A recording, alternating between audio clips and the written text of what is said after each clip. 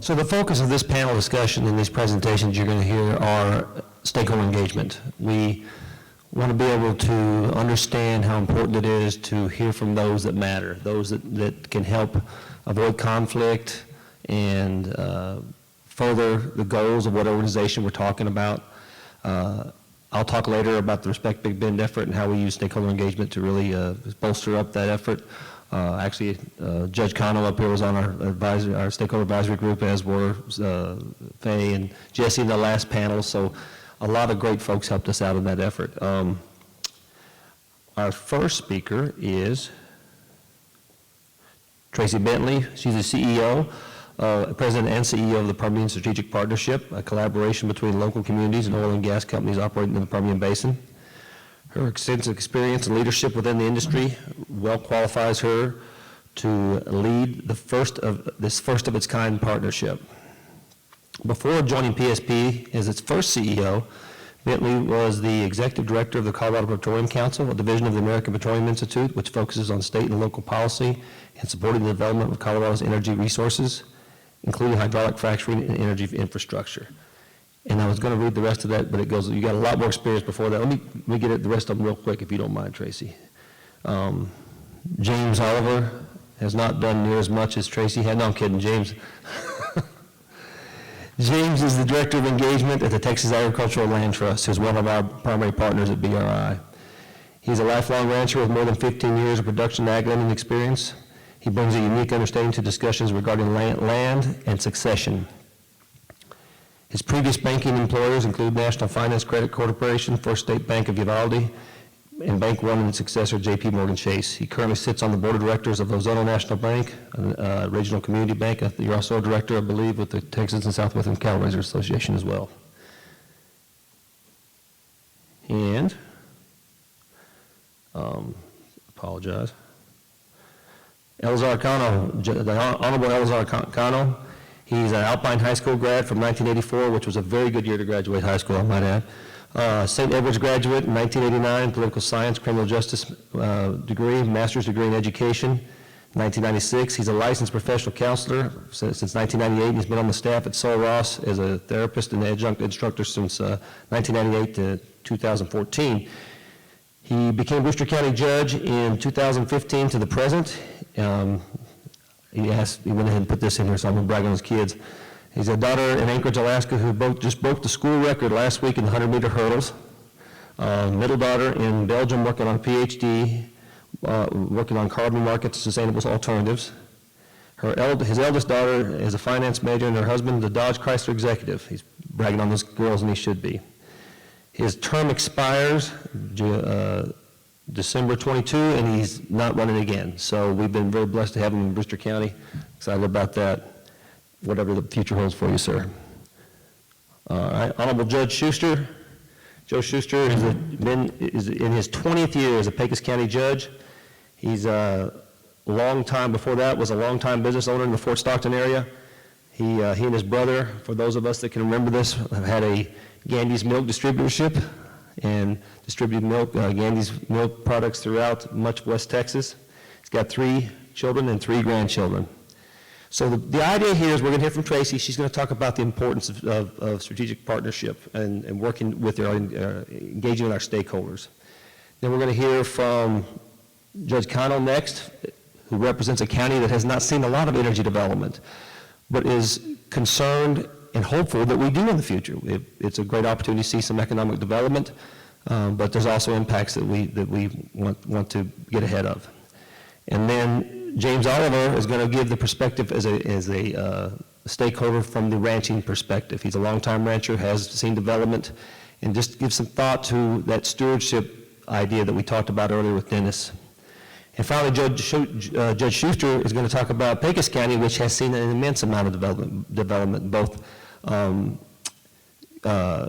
and gas as well as wind and solar, and his perspective on balancing all those development scenarios with what's good and bad that can come with that. So we'll start with Tracy. Thank you. Thank you all for having me here today. Since I committed to doing this, I've been so excited about having this conversation. I'm a farm girl. I grew up on a farm and ranch in southern Colorado.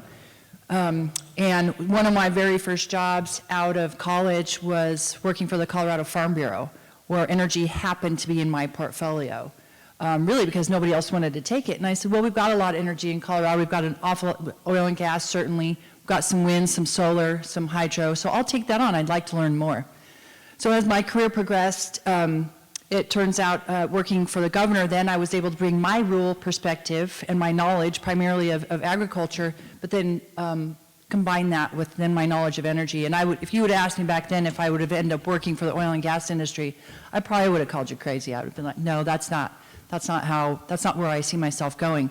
But here I am, and I can tell you there are no two industries that I love more than agriculture and energy, because really those two industries are the heartbeat of rural America, which is exactly where my heart resides. So I've been excited for this kind of conversation. I haven't been in front of an audience like you all since my time in Colorado, so thanks again for having me. I thought today what I wanted to talk to you about is, I was asked to speak about, as you heard before, the Permian Strategic Partnership. I want to give you just a couple minutes of history about why we came to how we came to be, because I think it's important for the conversation that we're having. And then some lessons learned, both not only from myself, but my 17 companies about creating partnerships and stakeholder engagement in the 3 years that we've been in existence. So I have been in the Permian for 3 years, like I just said. My family moved down here for this amazing opportunity. There's nothing else like this partnership, this coalition in the country, which really, really intrigued me. The other part, as I was looking at, can I live here? Do I want to move my family down here? Is just driving around on many, many occasions and talking to folks and seeing the willingness to have conversations with strangers who you don't know, you don't necessarily trust, but you automatically come to the conversation with goodwill. That was a game changer for me. And I think those things are absolutely critical in the conversations that you all and that we all are having today. So for a minute, I want to talk about the Permian Strategic Partnership and how we came to be in the first place. So we all know, it is no secret, you can't see that yet. Can you see that? Yeah, okay. That world energy demand is growing. It has been growing, but right now it is growing at a rapid pace, a pace that perhaps we haven't seen before. So whether anybody likes it or not, world energy demand is growing. Next, we know that there is one U.S. region that has experienced exponential growth in energy development, and that region, to nobody's surprise, is right here in the Permian Basin. Next, we all know, if you live here, you know the challenges that are associated with this increased energy production activity, right? There are all the environmental things that I think you all have spent the good portion of your day talking about, but we would suggest there are many societal challenges that have also come along with that. The investment in our social infrastructure just has not happened in the way that it should have happened for a very, very long time. And we'll talk more specifically about what I'm talking about in a while. So now you've got 17 global energy companies who have decided that the vast majority of their investments is they're going to put in the Permian, not only their financial investments, but also their human capital. And they need workforces here, people who just don't want to come and work for a couple of years and do their tour, but who want to invest in this community and raise their families here. Yet we've got all of these challenges that in many respects have been neglected. So what do we do about it?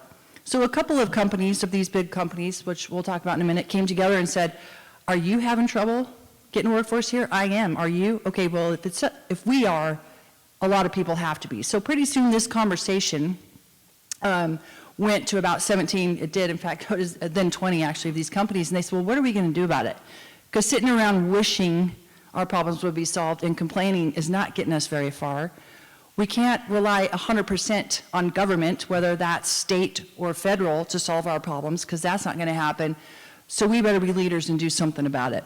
So out of that conversation and a bunch of research sprung the Permian Strategic Partnership. So energy companies that have come together to help respond, and keyword is help here, to the social or societal changes that we're facing right here in the Permian today. So when it comes to ESG, and I know this is a buzzword right now, everybody's talking about it everywhere you go, certainly my companies are in their boardrooms, an awful lot of attention gets paid to the E, and I'm not suggesting that it shouldn't. But what we're not talking a lot about, at least to date, is the S, or the social. the impact on local communities of our amazing resources that we're developing here. So we believe that we are one of the strongest voices when it comes to the S and ESG, certainly for our area, maybe in the state and our region. So who are these companies? Off here you see a list of them. I know it's kind of small, but you can see there's 17 of the larger companies.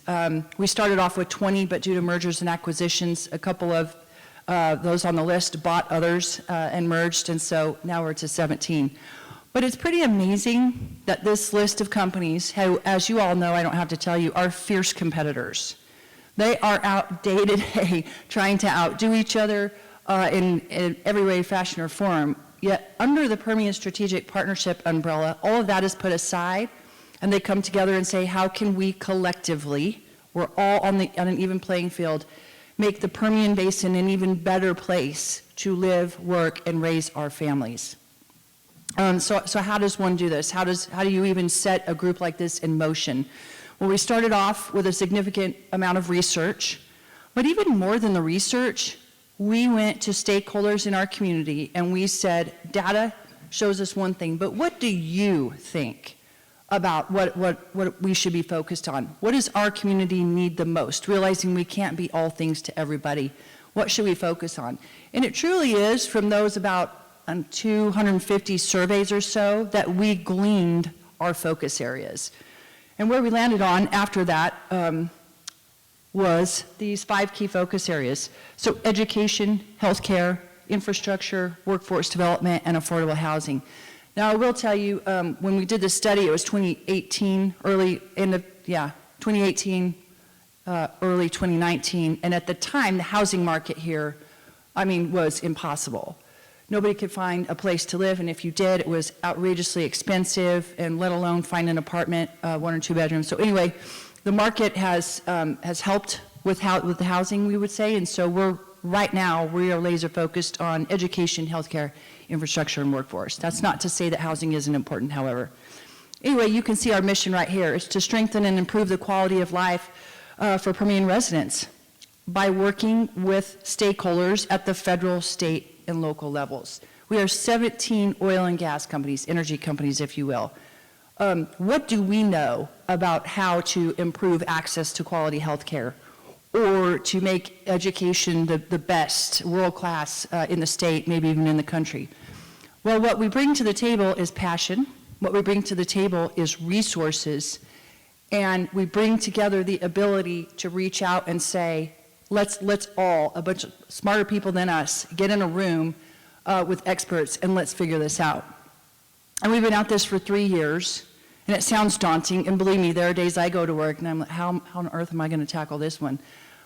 But when I step back and say, it's not me tackling anything, it's not even these 17 companies. We have amazing, amazing resources in our communities, in our stakeholders that are going to show us, going to lead us how to get there. And it's worked pretty darn amazing for being 17 companies who really didn't know if this was going to work or not. So I would just want to give you one example of our success so far. So in 3 years, the Permian Strategic Partnership, these 17 companies have invested $93 million of our own money. But the more impressive number is we've turned our $93 million and leveraged that with our partners into almost $1 billion that's gone right back into the Permian. And I'm not going to read it to you, but you can see under there, hopefully you can, it's not too small, where those dollars have gone into, where they've been invested. There is no way we could have invested in 3 years $1 billion without stakeholder and partner involvement. There's just no way.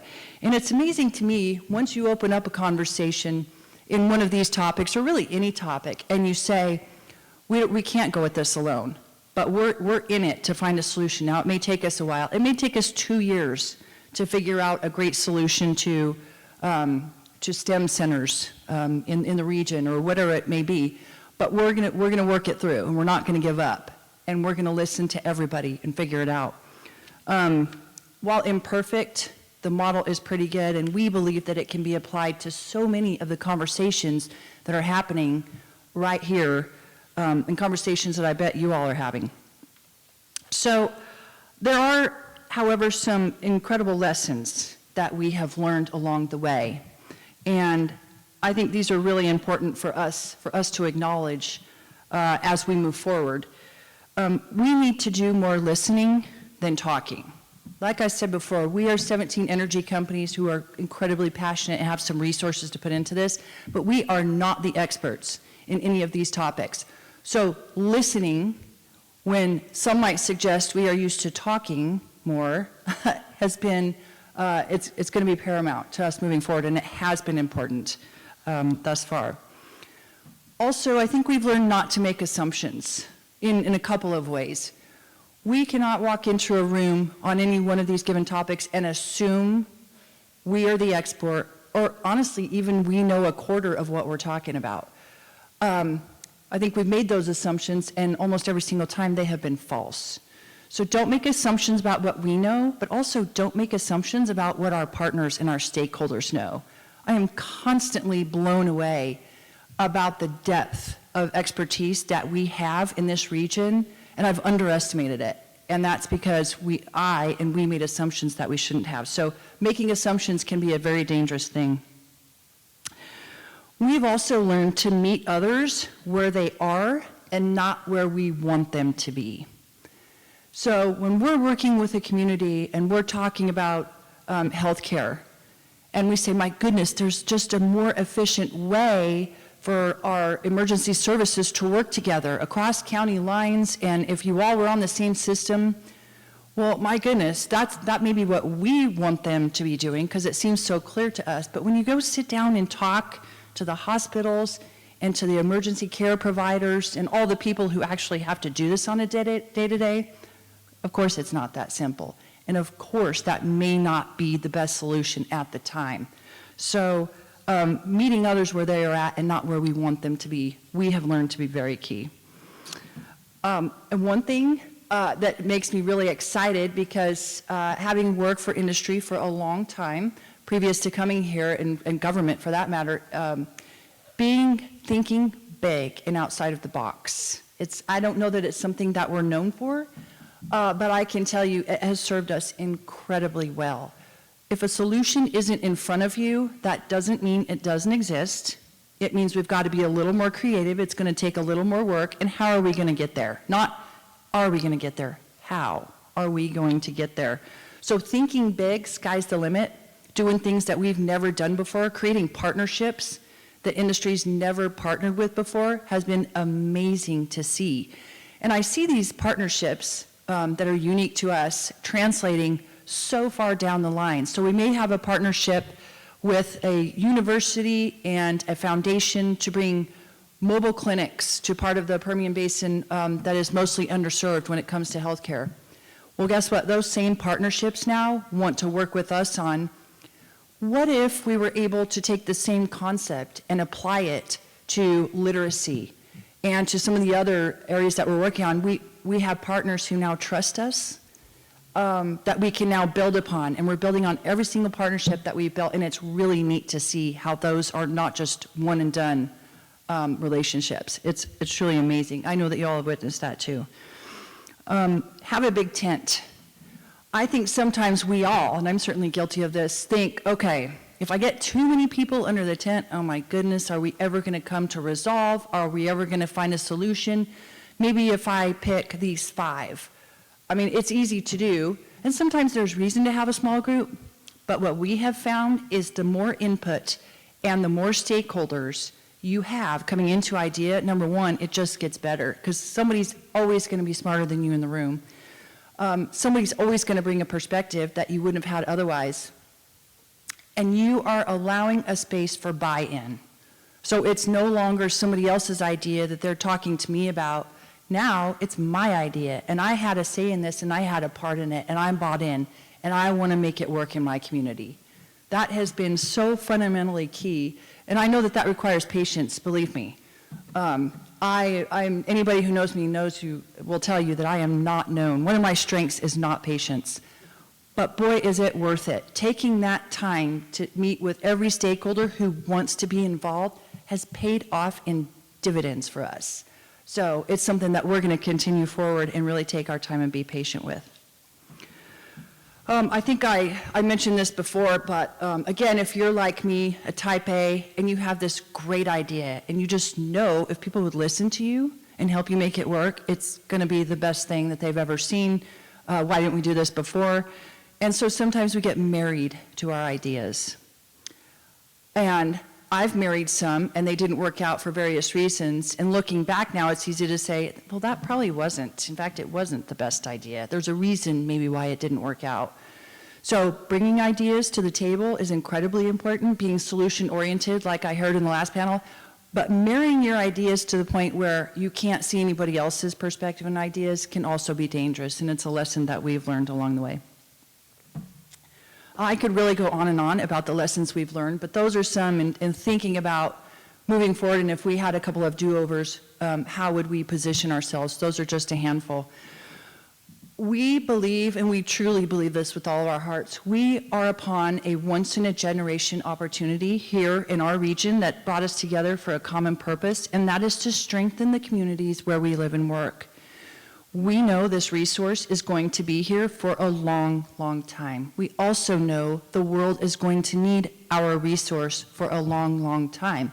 There is a way to be economically viable while also protecting a quality of life that those of us who have moved here or have lived here for a long time have come to love and cherish. There absolutely is a way to do that. There's also a way to make our societal challenges to flip that on its head and make us a destination. We believe we can be a destination for education, for healthcare, for workforce. We just need some more collaborative conversations to happen and some investment in us. Come alongside us. We don't want you to fix it for us. We want you to invest with us. So anyway, I really, really admire and appreciate the conversations that you all are having just like this. I think they're vitally important, not just for our region, but for moving forward as industries change and evolve, but yet still must work together. So thank you for all you do, and thank you for listening today.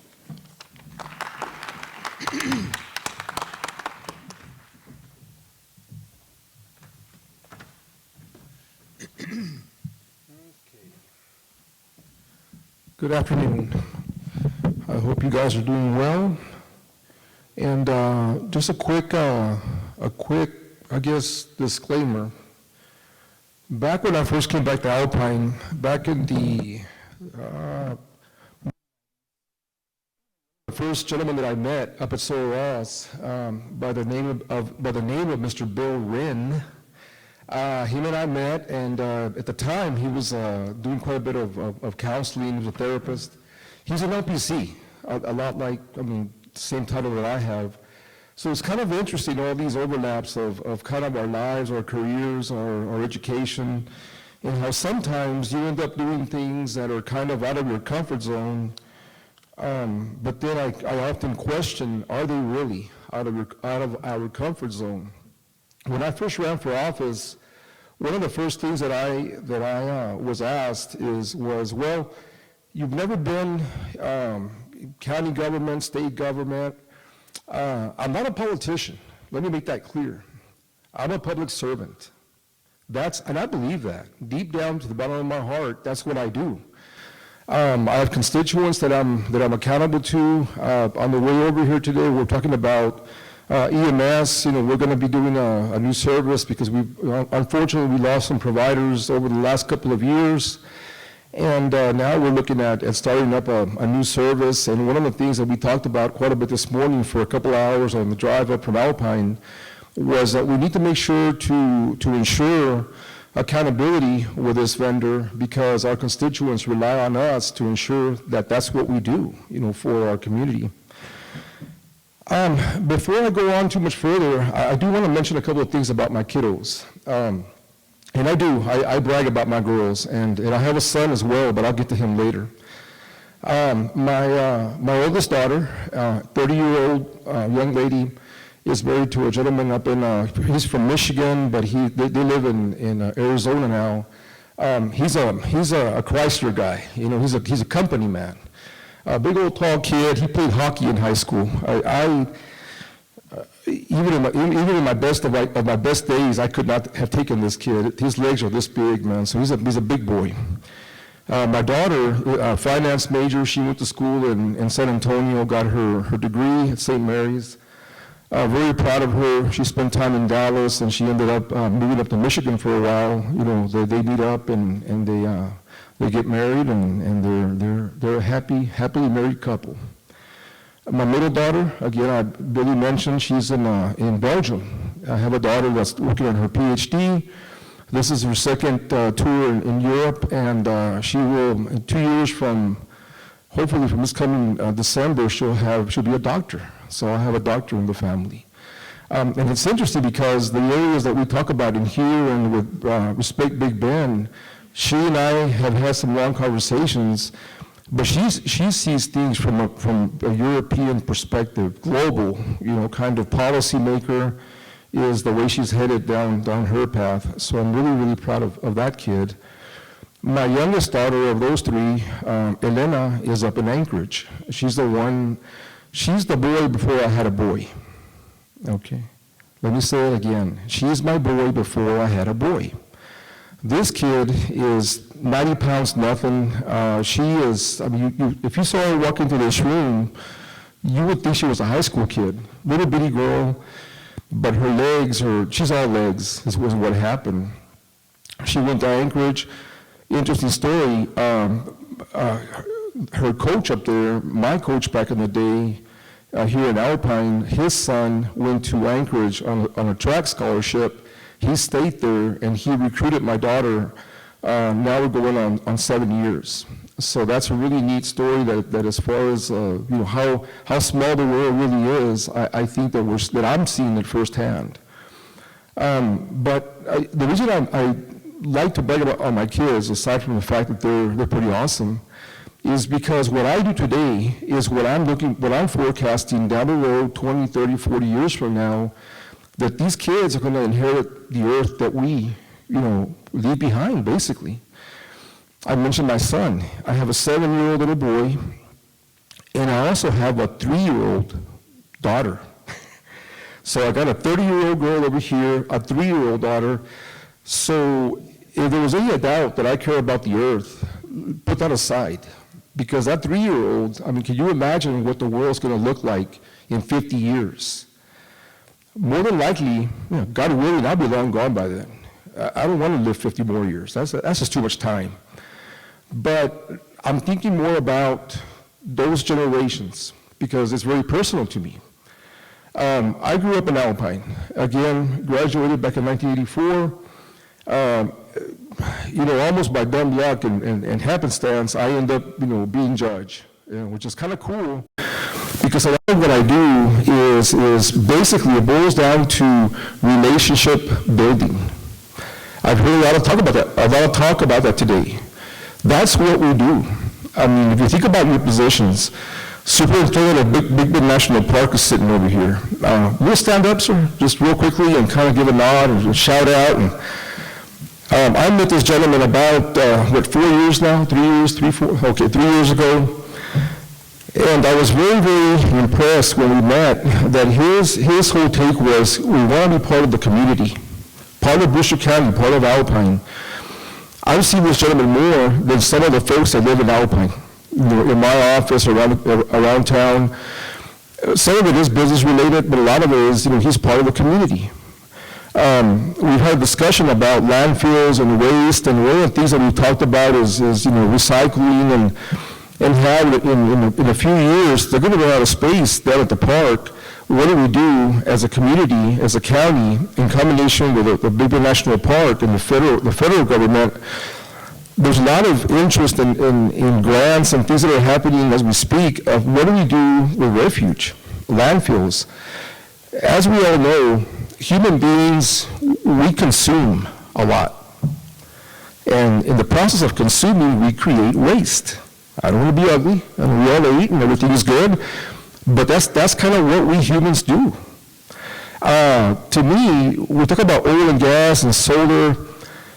Part of my question is, what are we creating that we're going to have a hard time with time to get rid of?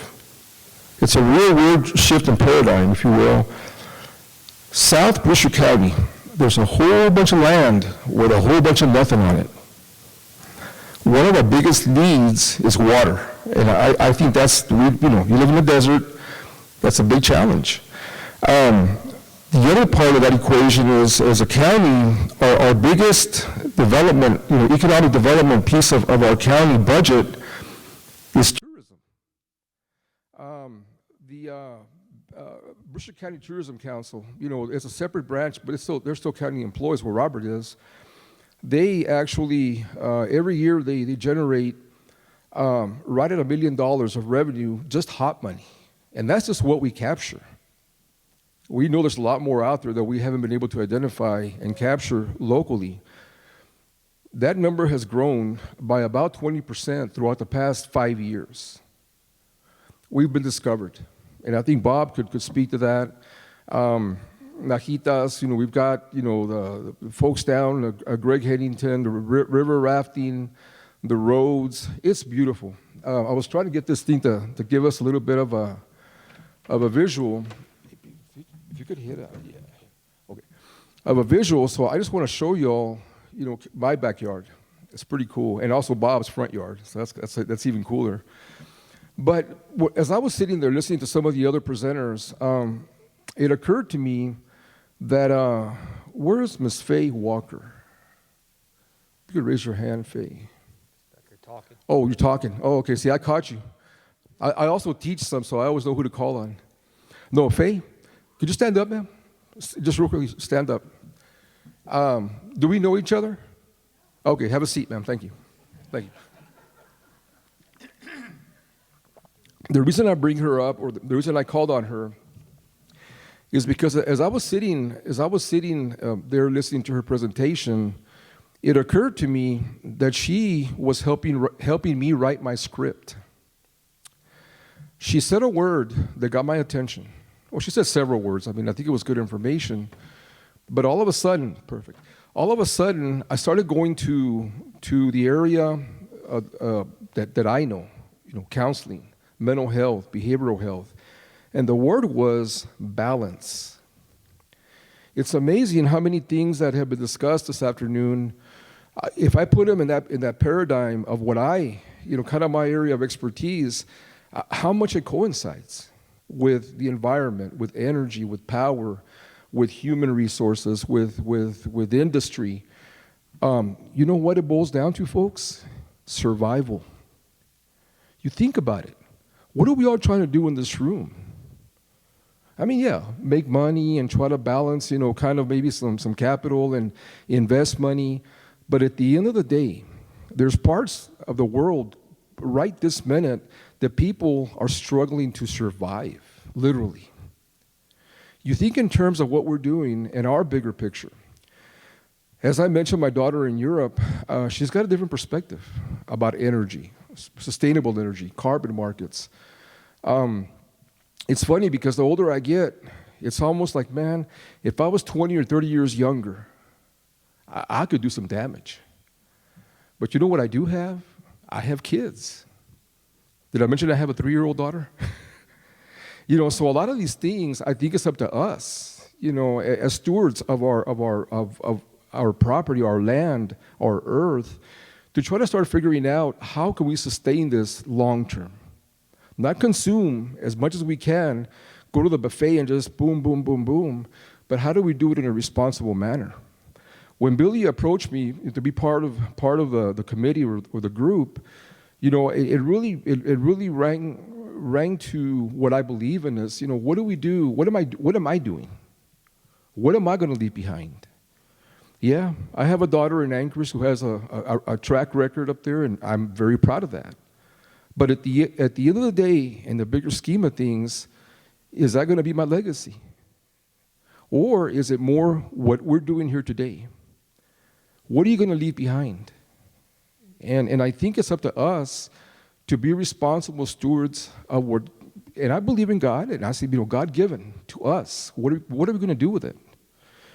Even if you don't believe in that side of it, there's a lot of resources, natural resources, that we need to take care of if we're going to sustain our way of life and our way of living.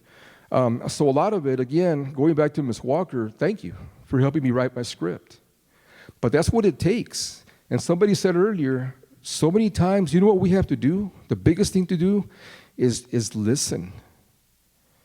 And don't jump on the first bandwagon that comes across, because sometimes that thing may be heading down the wrong road. We need to step back. Be patient. Be calm. Don't panic. You panic, that's when you get in trouble. COVID. I remember seeing that headline in the Alpine Avalanche. Judge Cano shuts down Brewster County. I'm like, really? It wasn't me. It was a lot of research. But to this day, there were folks that felt that I panicked. You know what? If I save one life, I can live with that panic. But that's a soapbox thing. I'm not running for office again, so I don't got to worry about that anymore. All right?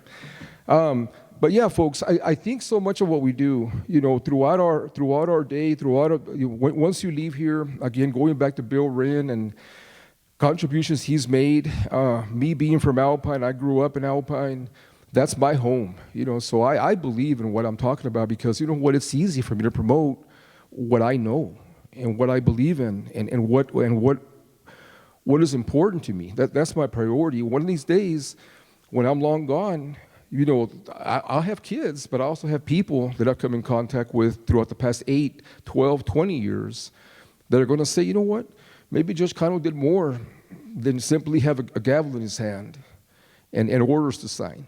Those things are important for governance, right? But I think we need to look at the bigger picture. What are we doing here today? What are we doing here today? That's my challenge to you all, because everybody here, there's a brain trust of people in this room that are a lot smarter than I am in certain ways. But I think it's when you come together and you share that energy and that power that's kind of circulating, that it becomes a really cool thing to see grow. Permian Basin, I believe Judge Schuster's going to speak, or he's going to come up either next or at the end. But him and I, we're literally 60 miles apart, but we live in different worlds. Oil and gas. I mean, he's been in the game for a lot of years. There's almost like a line that goes between our county and his county, and then you jump into Brewster County, and we've got very limited resources. But the most valuable resource, human beings, man. And that'll never change. Thank you.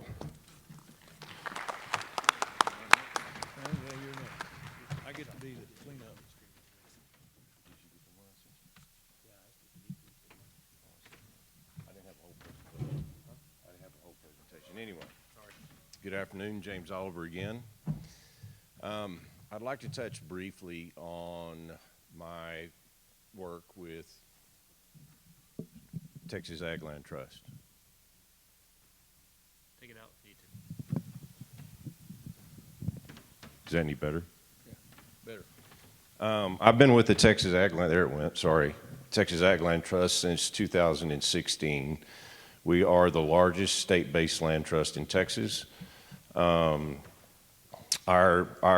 The goal of Texas Agricultural Land Trust is to provide landowners with tools to help them conserve and protect their farms and ranches. The tool that we started with and has been the most used tool is a conservation easement. From the onset, the intention of the land trust was to become a resource for landowners, to have a complete toolbox of options to assist landowners. Today, for example, with other partners, the Noble Foundation, the Texas Grazing Land Coalition, AgriLife Extension, and Texas A&M's Natural Resource Institute, we're developing guidelines for landowners that are interested in the carbon markets and carbon sequestration, and the guidelines to help outline what landowners need to look for as they go through those searches. Anyway, it's how I got into this Respect Big Bend project. It's been a lot of fun. We feel like we've helped a lot of landowners. We hope we have. In addition to that, in my personal life and the things that, one of the reasons I get up every morning and a lot of the reasons that I get woken up in the middle of the night is we have a ranching operation. I lease some ranches in Crockett County, Terrell County, Valverde County, and we also deeded country in Crockett County. I represent the 5th generation of family ownership, and my 2 sons will be the 6th generation of ownership. And Dennis put this very, very eloquently and said it in a very heartfelt manner. But with the blessing of that land ownership comes the blessing of the obligation of the stewardship of those resources for the next generation. The stewardship of our natural resources, the stewardship of our financial resources, the stewardship of our energy resources. And we are also, I feel, obligated to steward the heritage and legacy of the next generation. The things we do today is what we pass on to them tomorrow. In my opinion, and both Faye and Judge Cano just touched on this, the key is the balance. And in trying to find that balance, there is not a perfect answer. There are trade-offs. In order to steward my natural resources, my forage, my soil health, my water, my wildlife, my livestock, what is that blend of species, sheep, goats, cattle, do I use? What rotational program, what grazing programs do I deploy? As far as financial resources, where do we put those financial resources to work that have the most beneficial long-term impact? Things that our children aren't going to have to rebuild, things that aren't getting our children into traps. In energy, and there's no denying in the agricultural world that energy and the revenue from energy has kept many of us on the land for several generations now. But as we look at those things, what balance of energy resources do we deploy? We do currently have some oil and gas production. It's a very mature field. It's pretty well depleted. Renewables. Of the 2 sons, I have one that probably will not come back to the ranch. He loves it. He loves to hunt. He loves to help. He doesn't want to live in that part of the world. Given that, do we find, I've got an area that's less than a quarter mile from a major transmission line. Do we look at renewables? Do we try to develop additional oil and gas fields? Do we wait again until the dry gas prices are low enough that we might be able to buy our own production back and release ourselves from some of the older leases? We're not always perfect in this, The slide I had, that was my fault. And it was a picture of what a livestock grazer would think was heaven. It was just grasslands, green grass. That was the good.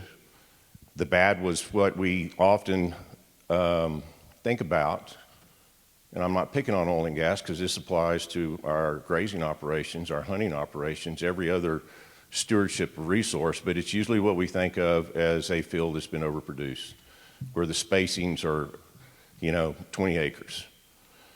And then the balance was 2 pads set alongside a road underneath a wheat field. And so that's kind of the point of trying to find that balance.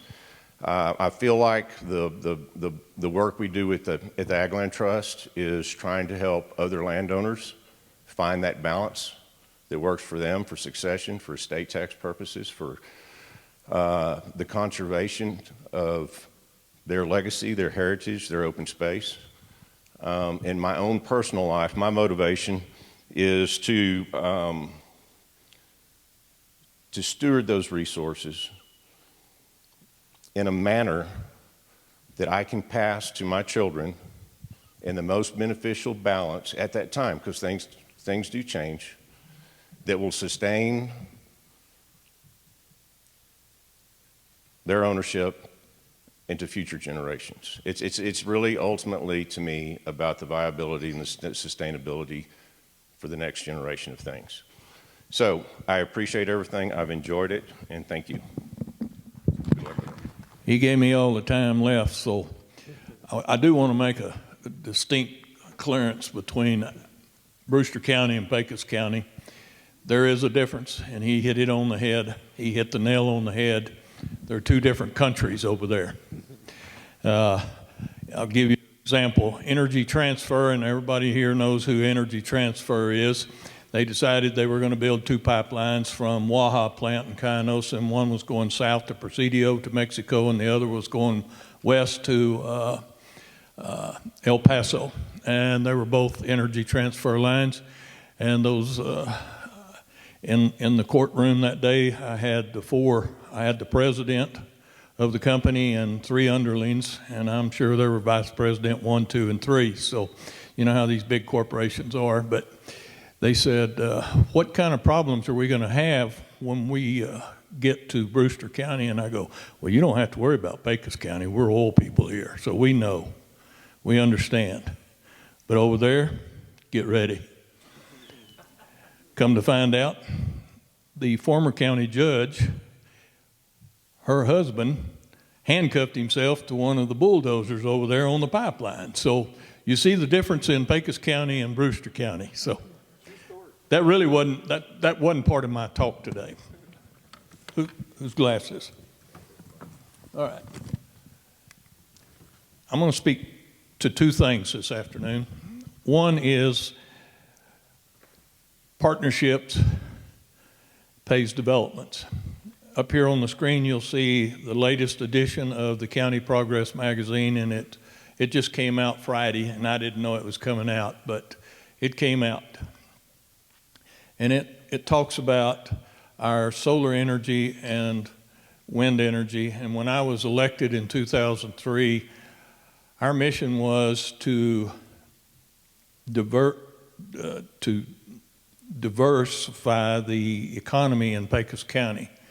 And so solar farms were already on the horizon and coming and being built in West Texas. Upton County and Upton County and Pecos County and Reagan County were the 3 biggest counties that were recipients of the wind energy.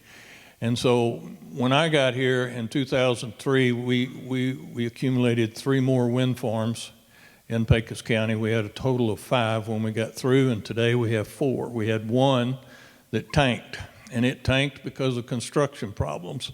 The bases were not built correctly, and after 10 years of wobbling up here in the air, they came tumbling down. So they decided to destroy and tear that farm down, so we're down to 4. But in the meantime, in the last few years, we've been fortunate enough to be lucky to be in the middle of the best sun rays in Texas, going east and west across the state of Texas. And so we've had plenty of companies with solar energy knocking on our doors. And right now we have 11 solar farms in Pecos County.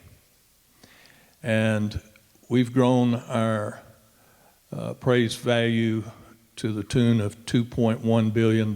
We have 3 more solar farms that are in the wings right now. We were also lucky enough, I guess, when you're trying to diversify the economy, we were lucky enough to get lithium-ion batteries that are going to be sitting next door to substations on electric lines. And so we've got those. But, you know, we didn't diversify our economy. We've got plenty of value sitting on our property, but we don't have any employees because each solar farm is about 3 people. Don't let them fool you. It's about 3 people, no matter how big it is. We have 3,500 megawatts, and I wanted to talk to the man that was here with the other energy corporation because they didn't even show Pecos County on the map there, and we have 3,500 megawatts, and as soon as we get these other 3 farms up, we'll have 4,000 megawatts in Pecos County. But here's where you know, we've all heard that saying, even a blind squirrel gets lucky and finds an acorn. Well, over the last 20 years, we finally got lucky. We have 3 data centers that are locating in Pecos County, and they're going to locate next door to the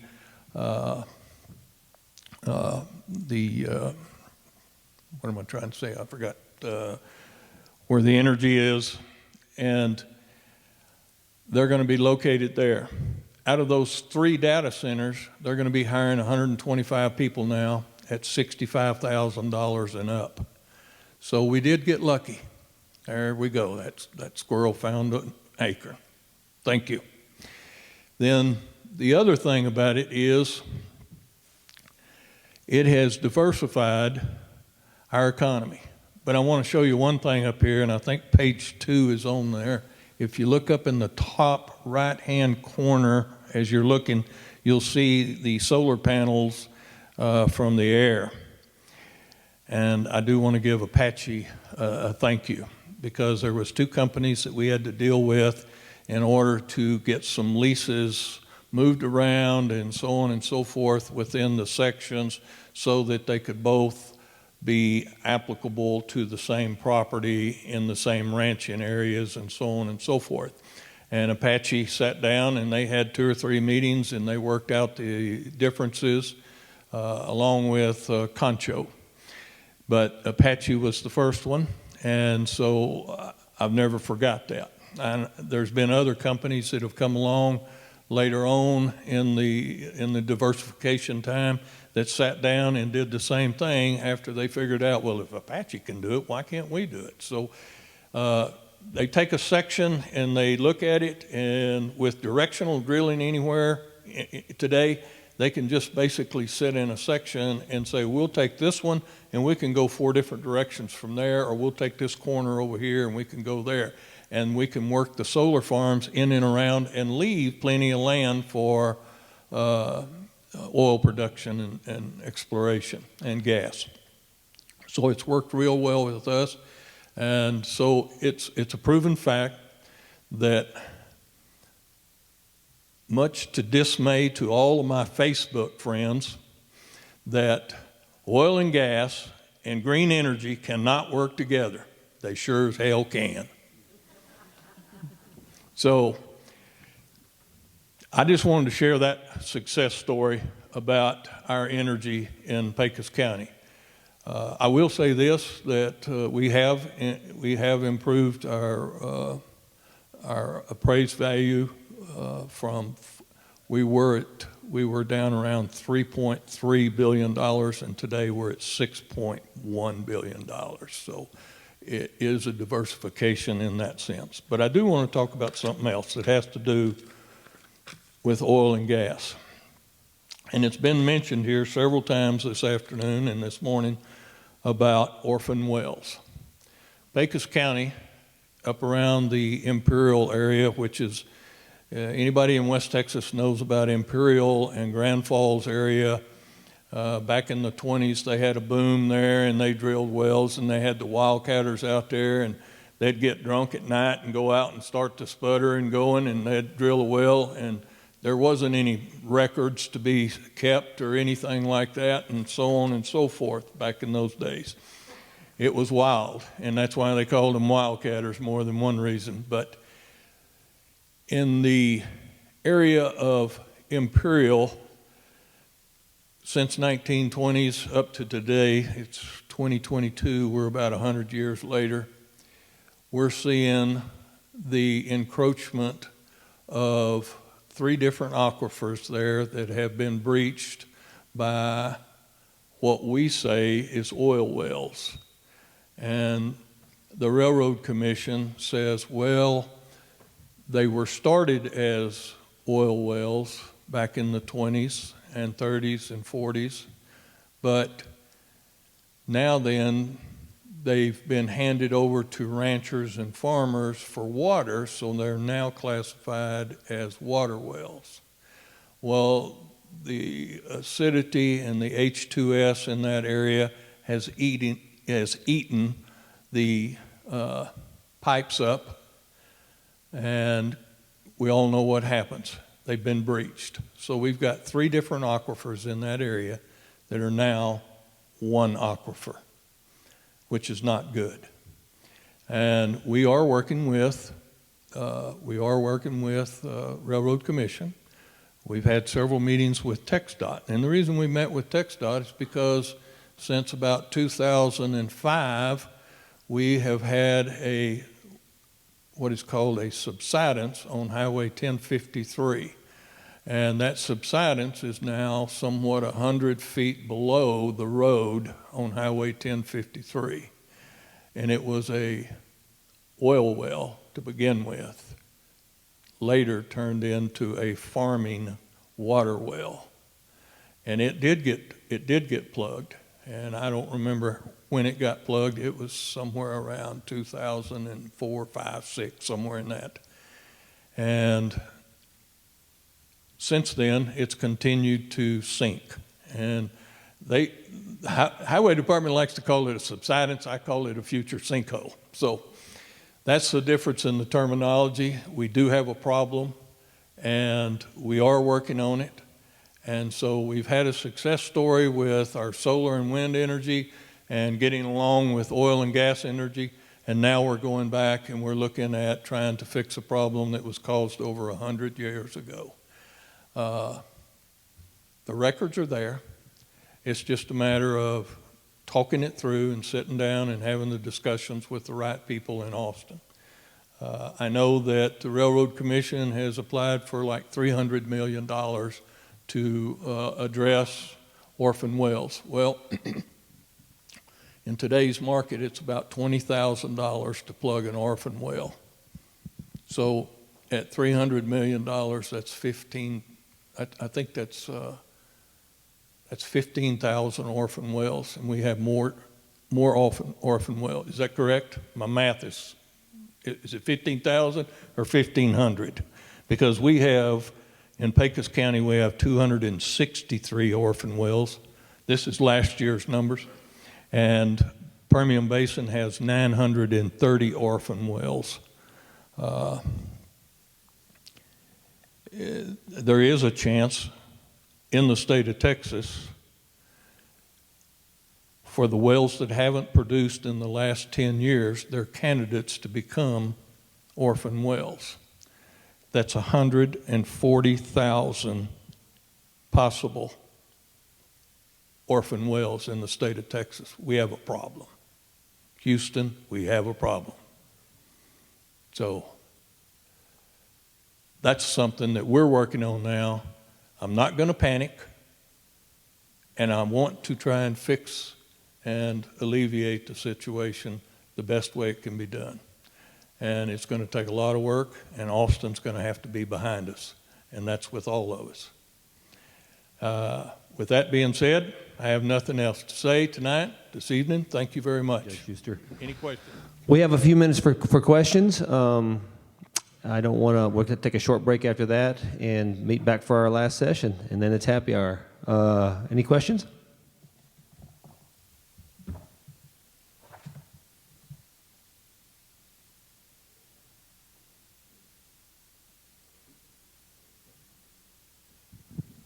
I don't have a question so much as a statement. I appreciate Judge Schuster talking about that orphan well problem. I want to kind of clarify some of those numbers. There's 40 of those flowing water wells up there at Imperial, and those are not $20,000 plug jobs. Those are potentially $2 million plug jobs for each well. They are very expensive to plug. That is a huge monumental problem. The one that's created the Beamer Lake, the H2S level is so high in that lake that they sent a guy out there to take samples in that water. He was out in a boat, and he had to wear breathing equipment because the H2S level was 9,000 parts per million. Every time he'd stir the water up, the H2S would have killed him if he had not had oxygen. And that's a flowing lake from one of those water wells.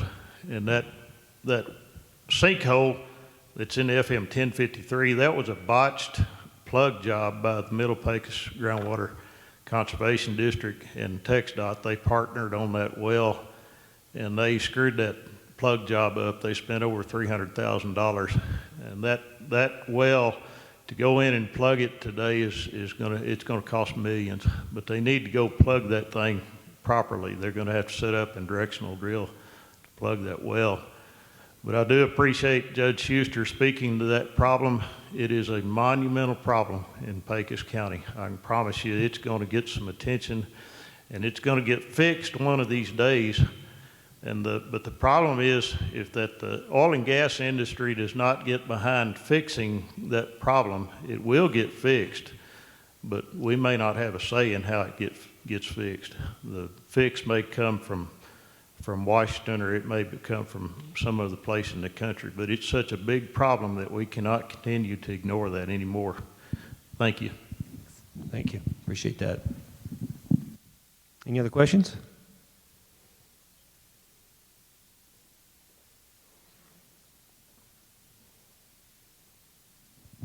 I'm also going to comment on orphan wells rather than ask a question. My name is Virginia Palacios with Commission Shift. We produced a report going into detail on orphan wells, and just to clarify some of the numbers that you remarked on, Judge Schuster, there are currently, as of end of March, about 8,400 orphan wells in the state of Texas. Those are wells that haven't had an operator on file for more than 12 months. That's the highest we've had since about 2007. And then there are about 142,000 inactive, unplugged wells in the state of Texas that still have an operator on file. And so it's important that we think about that inactive, unplugged well population and how to manage that and hold operators accountable to paying for that plugging so that it doesn't end up becoming the state's problem and becoming landowners' problems later on down the road, because we can see how expensive it can be to deal with these problems. And with the federal funds, there should be about, the calculation is about $341 million potentially coming to Texas to plug orphan wells. If it was just the average $20,000 cost to plug a well, then it would plug 16,000 wells, but the Railroad Commission has said that about 300 of the orphan wells on their list are offshore or bay wells, and those can cost hundreds of thousands of dollars to plug. So we are going to run into a point where, all that federal funding can't plug all the wells, not to mention the fact that we're adding more orphan wells to the list every single year, even though we're plugging about 1,500 wells a year. So it is a problem that we need to figure out how to get ahead of. Thank you. Appreciate that. Anybody else? Any other questions? Got Alex running. Yeah, could y'all group your questions together, please? Well, I don't know if I need that. I just want to add to this orphan well issue, and I'm a surveyor by profession. In fact, I was chief surveyor for Mobil Oil. Hello? Yeah. Anyway, I'm a surveyor by profession. I was chief surveyor for Mobil before the Exxon merger. My piece to this whole puzzle of the orphan wells and the P&A, one of the problems I have with the Railroad Commission is their GIS data set is probably very misrepresented to where that actual well is located on the ground. Its spatial values that you get when you pull it out are probably 60% of the time on the legacy wells are incorrect, anywhere from 100 feet to hundreds of feet. And I've done a lot of forensic auditing on a lot of wells, so I can feel comfortable saying that throughout all of Texas. But the Permian, and the other one with the orphan wells that we're talking about in, say, Pecos counties, there's a lot of those wells are not even on record, and they don't even know they're there.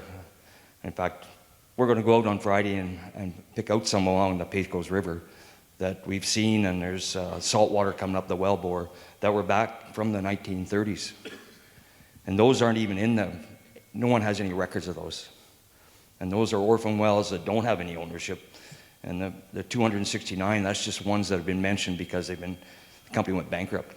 And the one company, there's 100 of them on Skylar's property. So he's sitting there with this liability that no one wants to take ownership in. Anyway, I just wanted to let everybody know that, you know, from a surveyor standpoint, where that well is on the ground is not where that is in that GIS data set. And I'm going to relay a comment that he was the godfather of GIS in Canada, and he made a statement that I'm an old timer, so 1981 that I still remember. He said, just remember this GIS world we're going into, it'll be garbage in but gospel out. Because once it becomes digital, we all believe it. So I just wanted to add my 2 cents to that. Thank you. Thank you much. Anybody else? Somebody over there, maybe? Yeah. Well, I want to thank our panelists again. It was a fantastic session. We appreciate you so much and taking your time out to come give us a perspective on stakeholders and how important that is from an industry perspective as well. Thank you very much.